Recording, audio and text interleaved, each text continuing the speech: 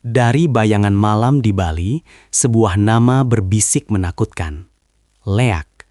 Namun, di balik legenda darah dan sihir, tersimpan rahasia transformasi yang jauh lebih dalam, terkunci dalam manuskrip lontar yang terlupakan. Selamat datang. Catatan Edo kali ini akan menyingkap tabir mitos. Hari ini, kita akan menyelami kedalaman kebijaksanaan Nusantara, mencari jawaban tentang leak yang sejati, bukan yang sekadar horor. Leak, sosok gaib dari folklore Bali, sering digambarkan sebagai penyihir jahat yang mampu mengubah wujud. Tapi, apakah definisi ini sepenuhnya akurat menurut catatan leluhur kita?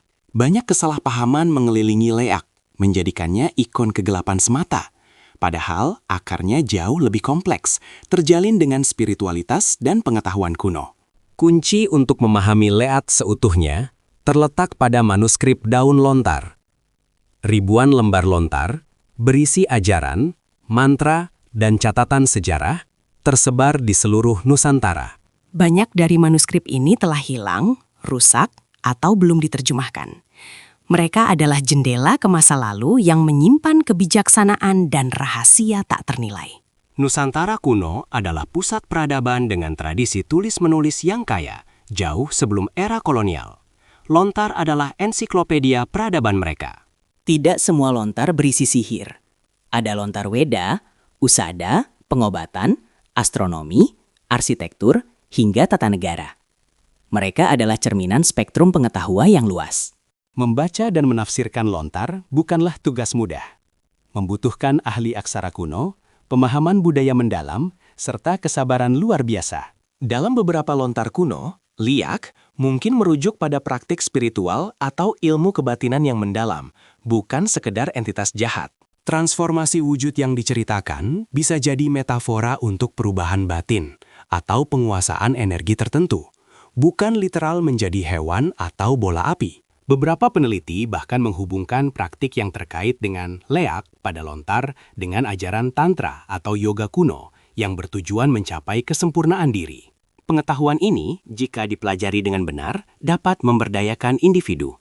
Namun, seperti semua ilmu, ia memiliki sisi terang dan gelap, tergantung pada penggunanya. Beberapa lontar usada, pengobatan, bahkan menyebutkan teknik yang mungkin secara keliru dikaitkan dengan leak, namun sebenarnya bertujuan untuk penyembuhan atau perlindungan.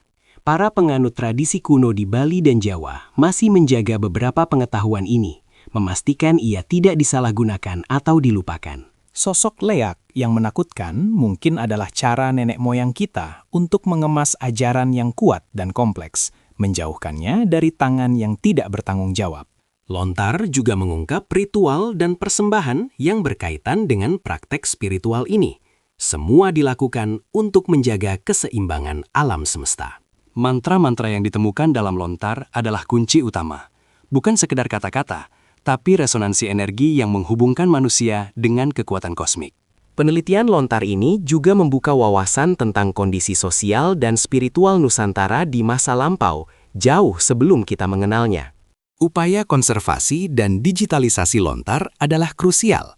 Setiap lembar yang diselamatkan berarti sebuah rahasia masa lalu berhasil dipertahankan. Transformasi leak mungkin adalah simbolisasi dari pencapaian spiritual, dari wujud manusia biasa menuju kesadaran yang lebih tinggi atau penguasaan diri yang sempurna.